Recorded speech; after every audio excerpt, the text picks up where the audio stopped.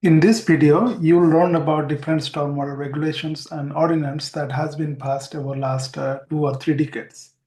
The first thing you got to learn is why those regulations are in place. As you know, most of the regulations are in place to protect water qualities in many locations in the surface water. Before 1970, many of the surface water is extremely polluted because of discharge from industrial wastewater, without any regulations. That's why EPA was formed around those time, and Clean Water Act was passed. So it's very important to know that it's evolved from different industrial waste to stormwater. So the difference between stormwater and other industrial waste is the where it is being where they are generated.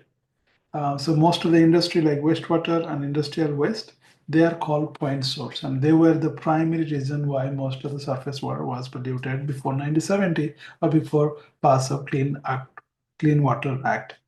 But after that, once they are being regulated, it turns out the stormwater was become the main source of pollution. So that's why the second regulations are all related to non-point source like stormwater. The reason we call that non-point source is because stormwater can originate from any different locations without pinpointing any place where the pollutants might have released. So this is why we call this is non-point source, and thus means to treat them, we have to have a distributed treatment system like green infrastructures. So that's the basis of different stormwater regulations.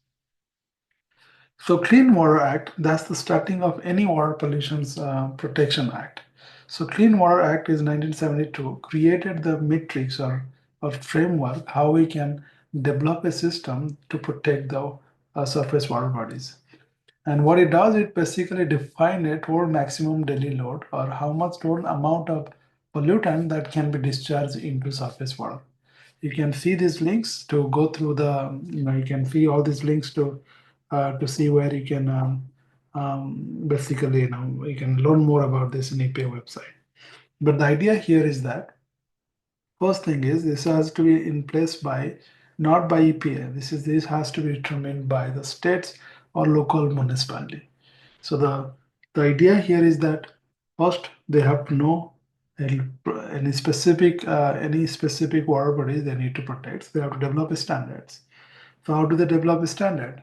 Because the standard could vary based on the uses. Because if you want to drink that water, the standard will be much more stricter. But if it's just for recreational use, like for just swimming, and the standard would be much different. So that's why first we have to monitor this. What they did is they basically monitor the standard, assess the water, and understand how much of them are impaired based on the use. This back and forth process that determine what's the maximum amount of pollutant that can be discharged without impairing it. We'll learn about that. And then they created a permitting system where they will develop a permit um, for all the entities in those locations you study who are contributing stormwater to abide by this rule so that they know that the maximum amount of pollutant that can be discharged will be limited. If it's more pollutant is issued, then the NTP and the permit will be not be given, or they are required to install green infrastructures to lower their concentrations. So here the NPDES stands for National Pollutant Discharge Elimination System. So this is a permit that has to be given for any kind of development. So this is the process where the stormwater systems regulation has evolved over time. As you can notice here, the very first one was Clean Water Act. Then the 1978, it turns out, in 6 years, they realized that urban runoff is one of the main cause of pollution, so for bacteria and other stuff. So that's why in 1987, the Clean Water Act was amended to include stormwater from municipal construction industrial source, excluding agriculture source, because so that they are not regulated. So once they did that, they have to start with a permitting system, or they have to issue those MPDES permit. So that's why they start with the phase one, where they targeted the large municipal systems, like any jurisdiction or county where more than 100,000 people live. And so they created the system there 90s.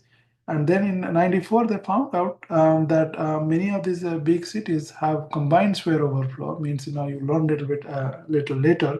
Basically, stormwater was mixed with wastewater, um, and that was causing trouble. So then what they did is in the phase two, they targeted the smaller jurisdiction, like more than 6,700 jurisdiction or small cities for this permitting. And then in 2008, National Research Council released reports related to stormwater management, how much of the surface water is impaired. You can get that report online, and that informed the future regulations related to green infrastructures. So, what is NPDES permit, or National Pollution Discharge Elimination System permit? This is, as I said, this is issued by municipality or county, and this is called MS4 permit because of the significant source of wastewater and combined swale overflow. If it typically for 5 year cycles, so what you see in this picture that I was mentioning few seconds ago, that many of the stormwater infrastructure or underdrains are connected to the same system or the pipe that has already in place for wastewater. So there is no extra pipe network for stormwater. So what happens when you have heavy rainfall? This heavy rainfall will produce a lot of stormwater. So you have constant amount of wastewater, but now the stormwater volume is much higher. So that quickly exceeds the capacity of this pipe. That means you cannot discharge those much of a sware into the system. So that means what happens is it if the higher amount overflow into the surface water. So that's why it's important to understand that when the stormwater and wastewater connected, the stormwater regulation has to be much more. So you do not discharge significant high amount to this pipe network to overwhelm it. So that's 94, and after that the regulation came in. The part of the NPDS permit is derived from how much total maximum daily load determined at those based on water bodies. So let's learn about what is a TMDL, or total maximum daily loads. There is a typo here. So um, it means that the amount of pollutant that can be discharged into a water bodies without impairing it. How do they know? They know that based on the intended use. So TMDL can vary based on what's the intended use, whether it's a drinking or swimming or fishing. The strictness of those pollution will vary. And common type of pollutant found for TMDL is basically bacteria, nutrients, and sediments. And in urban areas, there are metals. So these are the concentration, and they are measured, and based on the concentrations, the municipality or the county, they will determine what concentration is appropriate. So again, this is issued by state, enforced by through NPDES permits.